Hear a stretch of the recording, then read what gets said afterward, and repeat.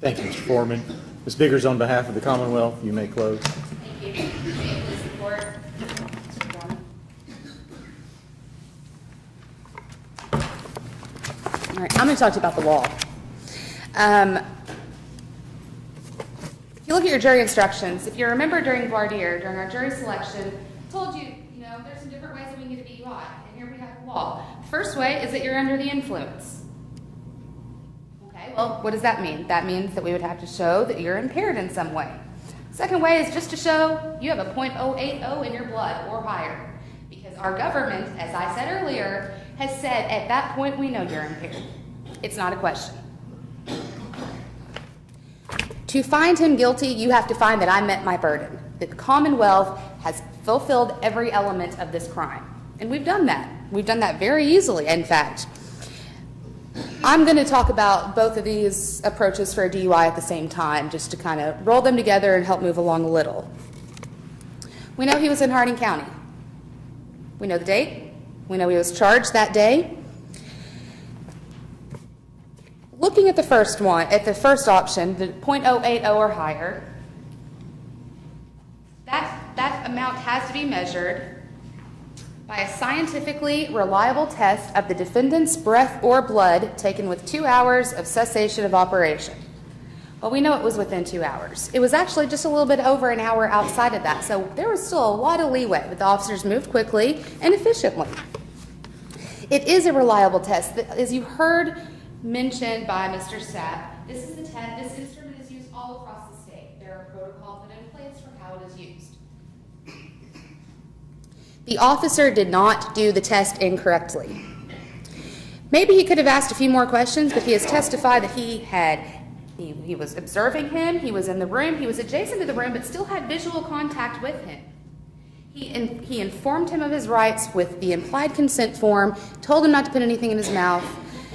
If the defendant wants to say that, well, I used Listerine a couple hours ago, remember when Mr. Sapp was talking about residual mouth alcohol, and that the reason we wait the 20 minutes is to make sure that that has either been swallowed or has dissipated through the membranes of your mouth, to make sure it's not a higher reading.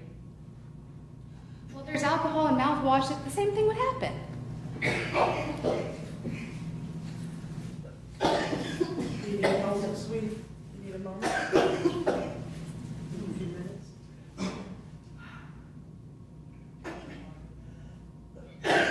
minutes? Be just from there, it comes from just...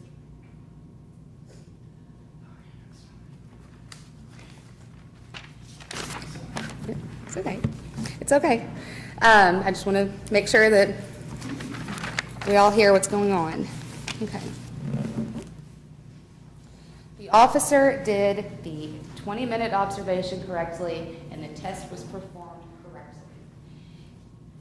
Mr. Sapp said up here, and even told you, that the sample itself is collected. It has to be a certain volume. And then once that volume is met, then the entire sample is tested. It doesn't matter how many times he blew into the machine. We had our expert tell us that right here.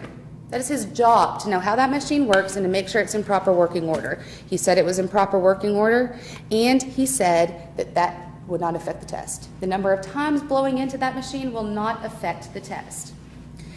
So what do we have? We have a .080, but that's not the only thing that we have. We have a test that meets the statute, but in case you need more, everything else that we heard in testimony today corroborates that. Everything adds up. First of all, Mr. Van Slytmans told us he had a designated driver and that he had been drinking. And that after drinking, he went home, went to bed, and woke up 2 hours later to go back out. We know he was drinking.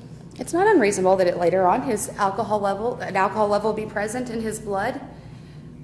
He says he had 3 drinks. It doesn't matter how many he drank. We know that he was drinking and that later had alcohol in his blood. It makes sense. Remember, during jury selection, I also told you part of what we have to do to come up with the truth is use common sense. What does common sense tell you?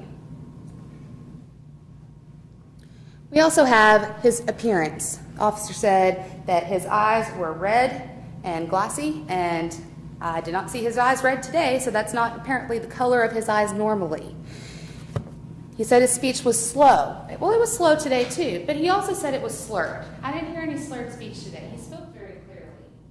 The officer also said he could smell alcohol on him. It all adds up. It all makes sense. It paints one picture that is logical, and to be quite honest, it's the only explanation in this case that makes sense all the way around. It is a perfect picture. Then we have the field sobriety test. Mr. Van Slytman is in the military. Seems pretty fit. I'm sure he is, or he wouldn't have the position that he has. He would not be getting promoted, definitely. And what we have is failure, well, some clues, as the officer said, about impairment on those tests. Now, Mr. Foreman can come up with whatever math he wants, but that's not the way the test is done. They are looking for a few particular things. And as you heard the officer say, it doesn't matter how many times a person does one clue, it's still just one. So you can put your foot down 14 times, it's still just one clue. Those tests are not to show what an alcohol level is. It's for the officer to confirm, yes, you know what, when I pulled this vehicle over, I thought it was probably a DUI case, and I'm more convinced of that now. I'm going to charge, and then I'm going to take them and get a test just to be sure, just to prove. And that's what happened in this case.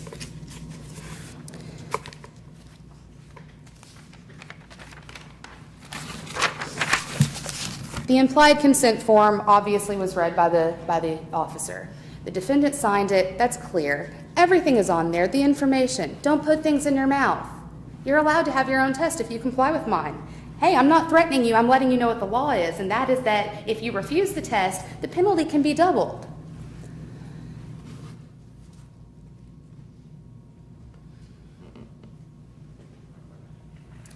When you go back to the jury room, I'm going to ask you to take a look at all of the documents that we have introduced.